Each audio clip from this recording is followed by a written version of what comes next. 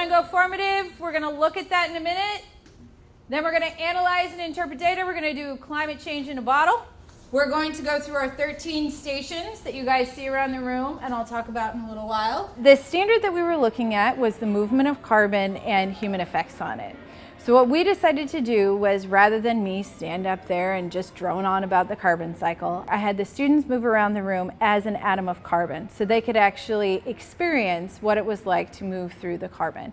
They made a number of observations as they did that. What is the effect of carbon on atmospheric temperature? And what do we have here? We have that carbon keeps global temperatures even. Okay? We also have carbon warms the environment and contributes to global warming. So it looks like we have multiple different viewpoints of the effect of carbon. All right? Those of you who think it helps global temperatures stay the same, does somebody want to share why they think that? I think it's important to teach this particular lesson because regardless of what scientists say, students still think that there's a question about climate change. And so having them actually go through the process, I think, makes them see a little bit more, okay, maybe there is more carbon in the atmosphere, and not question as much the scientific data that's out there. This is what we are going to look at today. Today we're going to look at the carbon cycle and specifically how we have modified the carbon cycle to lead to climate change. The National Oceanic and Atmospheric Association has been measuring carbon since about 1956. I want someone to tell me what they see in terms of the slope of the line. What do people see in terms of the slope of the line? It is increasing a lot over time.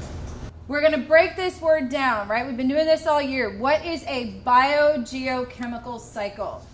So first, what does bio mean? Bio means life. Geo? Earth. Chemical? Chemical. And cycle means?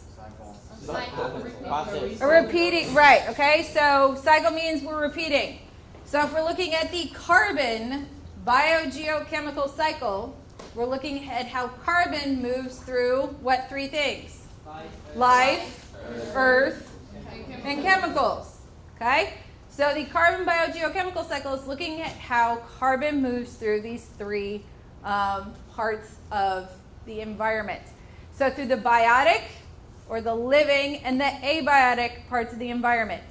The abiotic parts of the environment can be the lithosphere, crust of the earth, the atmosphere, the air, there we go, and the hydrosphere, water. So reservoir was one of our words. Can anyone define the word reservoir?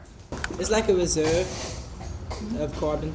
Okay, so it's a reserve of carbon. It's a place where carbon does what? It's stored.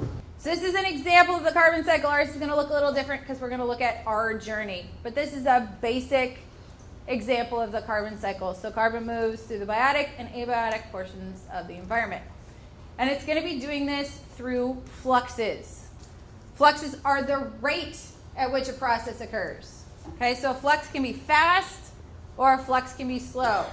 We've got these processes here. Can someone raise their hand and tell me one of the faster fluxes that they see up there? Yes, sir. Volcanoes. Volcanoes might be fast. Yes, ma'am. Photosynthesis. Photosynthesis might be fast. Consumption. Consumption, right? We eat pretty fast. Can anyone see any of the slow ones? Death, right? We already said that one. Erosion. Formation. Right, and rock formation, right? Those are going to be fairly slow processes. So what we're going to do is you are going to be an atom of carbon moving through the carbon cycle. So you're going to start out at a reservoir. We already said this one's what? Soil. The individual stations are going to be reservoirs, places where carbon is going to deposit. This lesson was based on something that I got from the University of Tennessee Backyard STEM program. And so they set up kind of the basis of this, and I made slight modifications based on my needs. So I'm going to take my string, and I'll pass them out in just a second, and I'm going to put my first bead on there. Then I'm going to roll my die. on the dice, what I put on there was the process that they might use to move from station to station. For example, photosynthesis, cellular respiration, outgassing, absorption, erosion, and then what station they would go to next. So for example, from carbon-containing rock, if you're going to erode, then you're going to go to soil. And then from soil, you might assimilate into the atmosphere. Okay, so soil assimilation, go to land plants. Assimilation is my process, and land plants is my next reservoir. So I write down assimilation under process, go to land plants. Then what am I going to do there? Put a bead on there, roll the die. The beads were just a fun add-on to have them kind of visualize as they were going through their journey where they had been. I found that it helped them a lot more. It made it a little bit more fun than just writing it down on a piece of paper. Okay, how many am I going to go through? 15. Then what are we going to do at 15? Stop and? Wait at the station for climate. Right, we're going to go through climate change.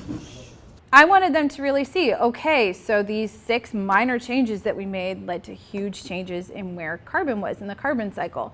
And so I wanted them to really be able to visualize that. And so I had them write it on the board so that we could actually look. It's a very powerful image, seeing the amount of atmospheric carbon go up so much more just based on tiny changes. While they're finishing up, we're going to look ahead. All right, and then we're going to analyze the data. So your goal is to create a model of your carbon journey. All right, so you're going to take that worksheet that you filled out, and you're going to say, I went from here to here using this process. So is it going to be more detailed than the model I showed you earlier? Yes. Yes, so I put a rubric up on Teams for both of these. So you're going to create your initial model. When we come back from lunch, you guys can start that. Then there's a NASA article on the carbon cycle and climate change, and you guys are going to make 3 modifications to your cycle. Just looking forward, what we're going to do on Wednesday is we're going to peer review. So you guys are going to go through, you're going to peer review 5 people's carbon journeys, and then you guys are going to do your final model. Your final model is due April 1st, and no, it is not a joke. The students definitely were latching on to what happens next. So we had a great discussion towards the end of class about how this fits into the larger picture. What natural processes might cause changes in the carbon cycle. Why might the carbon cycle have increased? Why might we have seen more carbon in the atmosphere?